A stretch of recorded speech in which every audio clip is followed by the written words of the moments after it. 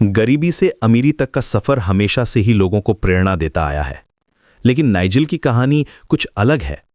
ये सिर्फ एक सक्सेस स्टोरी नहीं है, बल्कि एक ऐसे इंसान की गाथा है जिसने अपनी मजबूरियों को अपनी ताकत बनाया। आज मैं आपको बताऊंगा कि कैसे एक गरीब किसान का बेटा दुनिया के सबसे अमीर लोगों में से एक बना। नाइजेल का जन्म एक ऐसे परिवार में हुआ था जहां 2 वक्त की रोटी जुटाना भी मुश्किल था।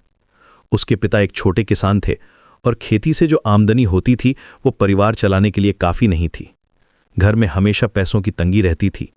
लेकिन नाइजेल एक होनहार बच्चा था, पढ़ाई में तेज था और समझदार भी। वो अपने परिवार की आर्थिक स्थिति को अच्छी तरह समझता था।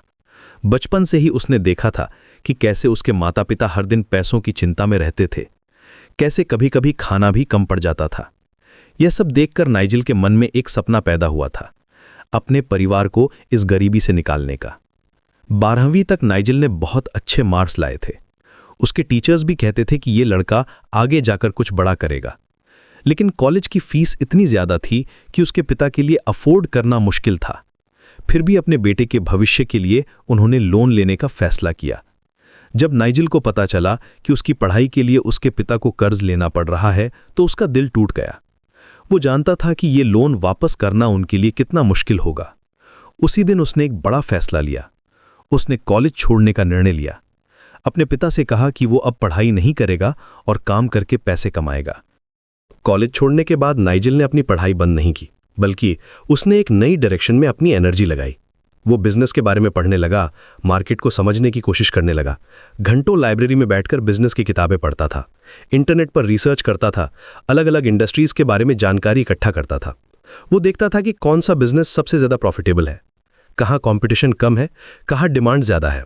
महीनों की रिसर्च के बाद उसे एक बात समझ आई। उसने रियलाइज़ किया कि सबसे ज़्यादा पैसा सर्विस में बनता है। नाइजेल ने देखा कि मैन्युफैक्चरिंग में तो बहुत इन्वेस्टमेंट चाहिए, कंपटीशन भी बहुत है, लेकिन सर्विस इंडस्ट्री में अगर आप अच्छा काम करें तो कस्टमर्स लॉयल हो जाते हैं, रिपीट बिजनेस मिलता है, प्रॉफिट मार्जिन्स भी अच्छे होते हैं। उसने तय किया कि वो रिपेयर का काम सीखेगा। इलेक्ट्रॉनिक्स, अप्लायंसेस, गैजेट्स, इन सब की रिपेयरिंग। ये एक ऐसा फील्ड था जहां हमेशा डिमांड रहती है। लोगों के पास मोबाइल फ़ोन्स हैं, लैपटॉप्स हैं, टीवी हैं, वॉशिंग मशीन्स हैं। ये सब कभी ना कभी खराब होते ही हैं और अच्छे टेक्नीशियंस की हमेशा कमी रहती है। कई महीने लगे नाइजेल को रिपेयर का काम सीखने में। वो अलग अलग शॉप्स में जाकर काम करता था, कभी मोबाइल रिपेयर शॉप में, कभी इलेक्ट्रॉनिक स्टोर में। वो सिर्फ पैसे के लिए काम नहीं कर रहा था, बल्कि सीखने के लिए। हर टेक्निक को समझता था, हर प्रॉब्लम को सॉल्व करने का तरीका सीखता था। कस्टमर हैंडलिंग भी सीखता था, मार्केट ट्रेंड्स को ऑब्जर्व करता था।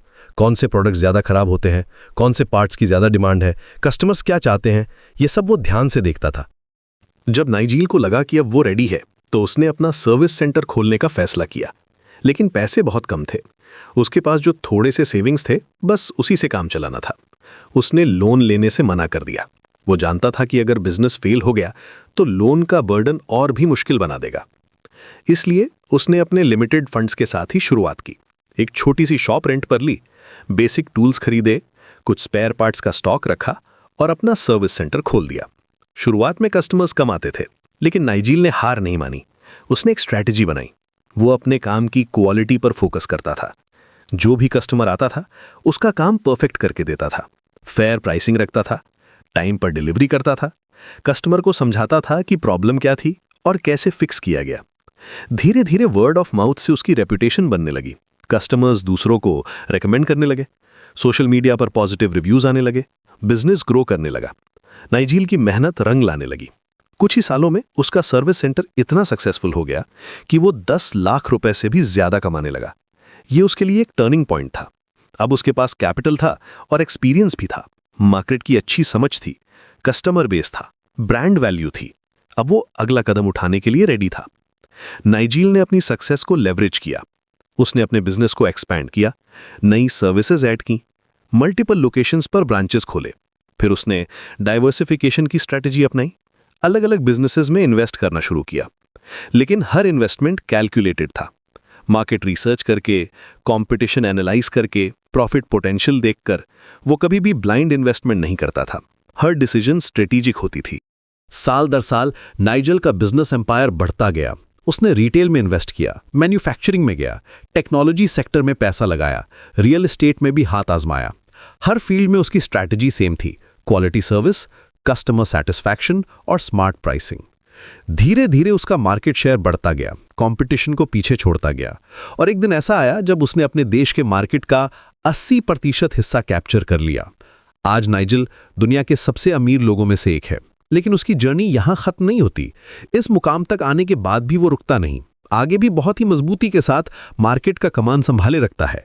नई टेक्नोलॉजीज में इन्वेस्ट करता रहता है, नए मार्केट्स एक्सप्लोर करता रहता है, इनोवेशन पर फोकस करता रहता है। उसकी हंगर फॉर सक्सेस अभी भी उतनी ही तेज है जितनी उस गरीब किसान के बेटे में थी। नाइजल की कहानी हमें सिखाती है कि सर्कमस्टेंसेस आपको डिफाइन नहीं करती, आपकी चॉइसेस आपको डिफाइन करती हैं। गुर्बत एक चैलेंज है, लेकिन अगर आप में डिटर्मिनेशन है, विजन है और हार्डवर्क करने की विलिंगनेस है तो कोई भी मुकाम हासिल कर सकते हैं। नाइजल ने प्रूव किया कि एजुकेशन सिर्फ कॉलेज से नहीं मिलती, लाइफ भी एक बड़ी यूनिवर्सिटी है, मार्केट भी एक क्लासरूम है और अगर आप सीखने के लिए रेडी हैं तो हर एक्सपीरियंस आपको आगे ले जा सकती है।